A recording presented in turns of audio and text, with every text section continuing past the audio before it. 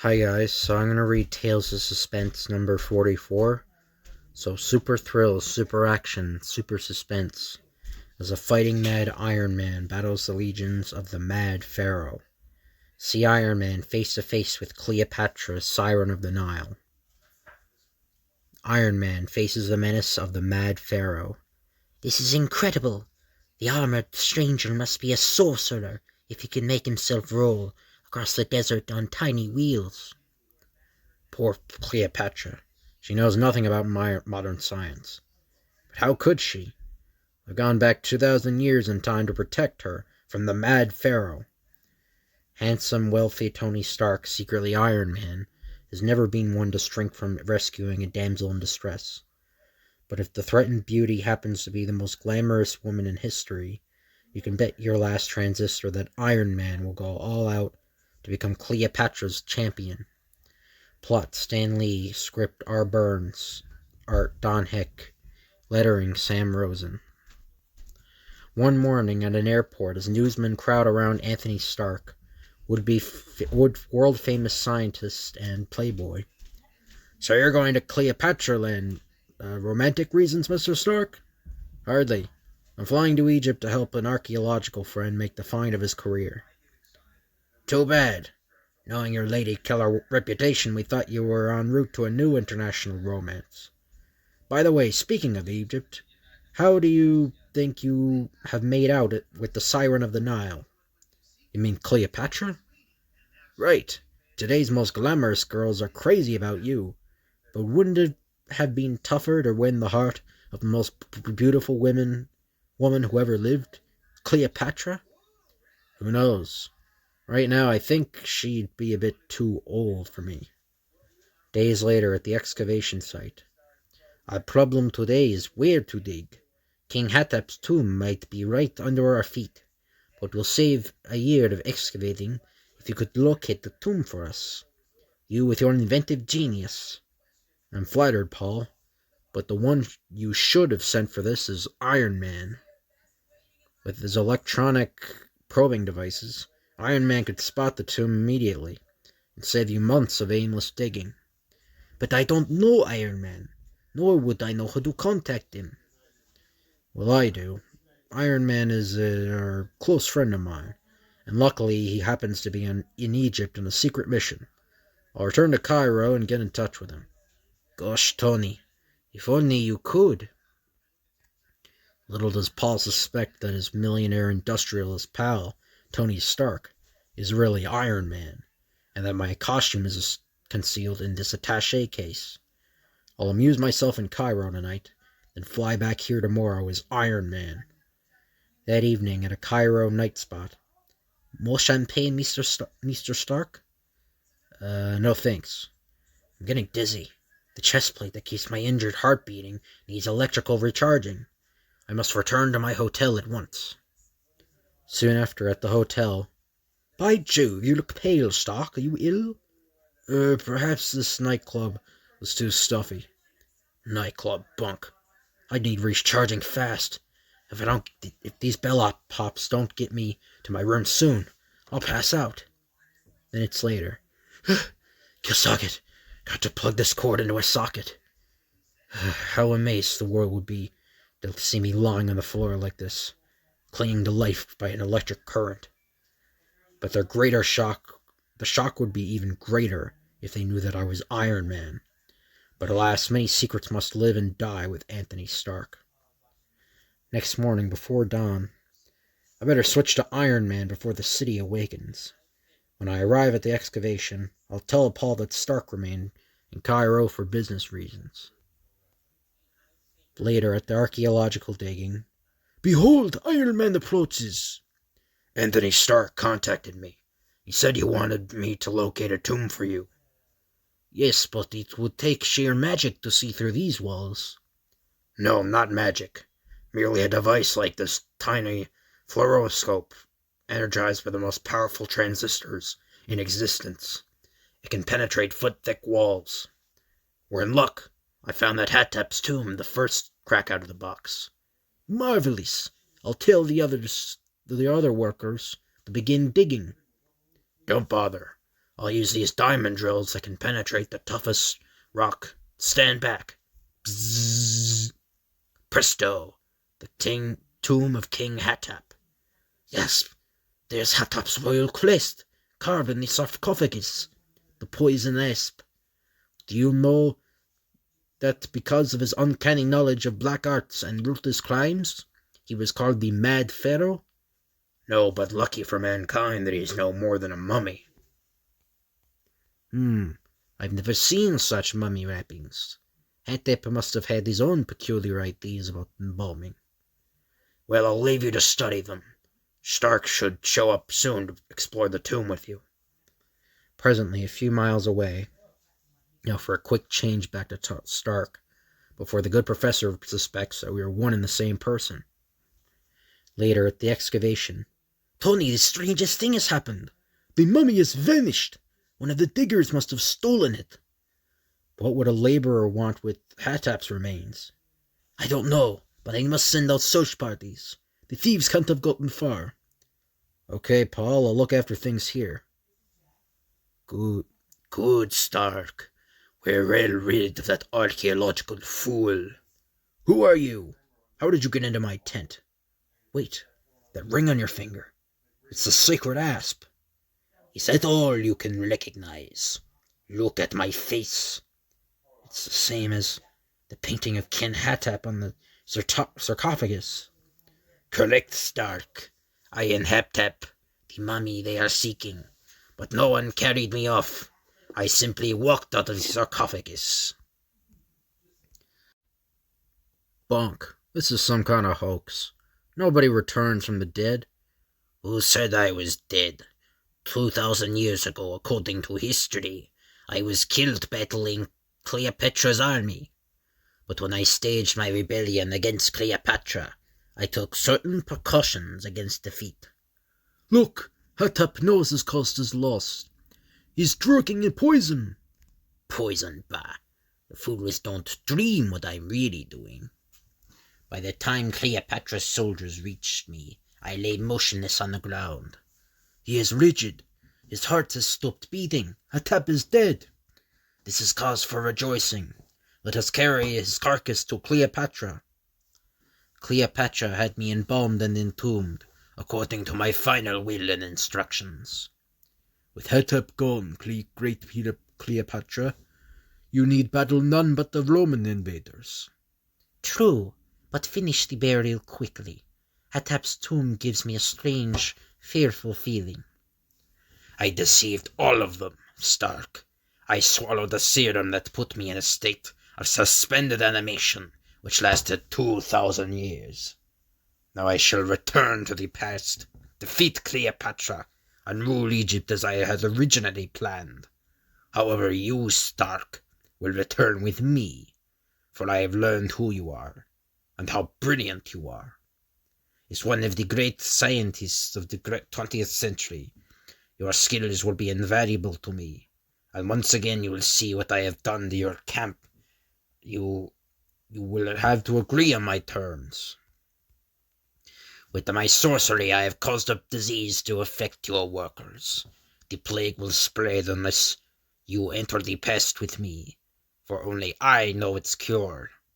Looks like I have no choice. Okay, mister, you win. I'll go with you. Minutes later. I revived your men, ended the plague. And now rub this golden charm twice, and you shall be teleported into the past with me. He does not know that I am begging him to take me. Oh, he does not know that I'd be begging him to take me, even if he didn't want to. A chance to travel to the past. If he can really do it, it'll be the adventure of a lifetime for me and for Iron Man. Rubbing this golden charm will summon the forces of black magic, mystic powers known only to the ancient Egyptian sorcery. It will summon the chariot of time. Then I need only rub it twice to return to the present? Ay, but you shall not return, not till you have helped me defeat Cleopatra. And then, after rubbing the charm, amazing! I know that I'm under some sort of occult hypnotic spell. We're traveling in time through Hatap's powers of magic as he conjures up a vision of a non-existent chariot. But as suddenly as it began, the illusion ends and Anthony Stark finds, no camp, no men. I really am back in ancient Egypt. Of course, now come. You are mine to command. That's what you think, mister. From here on in, it's every man for himself. If I can just slide down the back of this sand dune and change to Iron Man before he reaches me. Fool! You cannot escape me. Here in the land of the pharaohs, I am supreme. Meet it. And now, if there's going to be a battle between Hatap and Cleopatra, Iron Man wouldn't miss it for the world. Stark, where are you? Answer me! I buried my attaché case. I won't need it till I return to the present. By Isis! What sort of bird is that? Encased in armor, man-shaped. Perhaps this is why Stark doesn't reply. That flying monster has slain him. I must flee, lest he attack me too. I suspect this isn't the last I see of Hatap, but my first concern is to find the court of Cleopatra. Good thing my transistor-powered air pressure jets are fully charged. I won't be able to recharge them again until I return to the present. Down below, a mighty Roman legion, laying siege to an Egyptian palace. I guess a man has to side with the underdog, even in the past, so I'll try to help the defending Egyptians. First, I'll knock off the Roman catapults. Shh! By the gods! A flying warrior descends from the sky. Behold how he picks up our red-hot missiles in his hands. Shh! If I don't hold them too long, they won't melt the special alloy of my gloves. So I'll get rid of them fast, or they'll do the most good. See how he hurls the flaming missiles at his own deserting ships, cutting them off on a retreat? By Jupiter, our spears cannot pierce his armor. He is no ordinary human. Clang, clang. No matter how we can run him down with our chariots. Here's a real chance for me to throw a real scare into them. Planting his iron feet solidly into the ground and setting his anchor transistors to highest intensity, Iron Man stands firm as the chariots approach and... It's like crashing into the side of a mountain! Next, I'll get rid of their attack leaders. Can it be? Is he an Egyptian god come to Earth to rescue them? Then Iron Man takes some miniature transistorized tear gas bombs from his accessory belt. He is no ordinary mortal. He hurls smoke weapons that blind our eyes with tears. Quick, take to the hills. Escape while we still have a chance. The gods be thanked. They have sent us a champion to rout the Roman legions. What a pity the queen fled before you arrived. Even now a Roman galley might be overtaking her barge. The queen? You mean Cleopatra? There is only one queen. Wow, I'm in for the thrill of a lifetime. Oh, meeting Cleopatra in person. That is, if the Romans haven't captured her first. At the riverbank, Iron Man unfolds and attaches a tiny propeller-like device to one of his boots. With this clamped onto one boot, I can turn myself into a floating speedboat. And indeed, moments later, I'm just in time. There's a Roman galley about to attack Cleopatra's unprotected barge. But not if Iron Man can help it. Your Highness, observe. A golden-armored stranger has sunk the Roman galley, saving our very lives. And so, finally, Iron Man meets the Siren of the Nile. My people say I owe my life to you, who single-handedly defeated the Romans. Good grief. She's even more beautiful than history claims. I am the bearer of important tidings, Cleopatra. And after Iron Man concludes his tale, so Hatap the evil sorcerer is not dead. Alas, I fear him more than the Romans. Even now he must be gathering an army. Yes, but I can handle him. Oh, noble stranger, I will grant you anything, any wish, if you would rid Egypt of that evil pretender to my throne. I ask for nothing but to serve your Highness. There is something very different about you. I sense that you are not the god who protects Egypt. But who are you? Sorry, Cleopatra. I could not even begin to explain it. Later, at Cleopatra's summer palace. May you return victorious over Hatap's forces. I will observe the battle from a distance. My first task will be to recapture Hatep's magical charm. If he's destroyed or hidden it, I may be stuck in the past forever. Cleopatra's beauty is almost worth it, but my work is in the 20th century. Presently, near our oasis. Noble Hetep, a small force of Cleopatra's soldiers approaches, led by a golden armored figure. It is he, the creature who destroyed Stark. Quickly, to the chariots! Can you not work some magic that will conquer the enemy? You remember how you defeated them once before. How can I forget? Did not I take the serum which left me in a state of suspended animation for 2,000 years? But no, now I have another escape from death. I need only rub this charm twice, and I'll be transported to 1963, safe from my enemies. Swords! Our force is larger than theirs. Charge! Scatter them into the sand! Here they come, and here's where I use my last remaining transistor charge. What is the Golden Warrior doing? Something you wouldn't understand. The casters of these 4 wheels would adhere magnetically to my iron costume, and then the transistor-powered jet engine will propel me forward with the thrust of a juggernaut. Hut up! Something approaches with the speed of lightning! It's the creature, but how? What?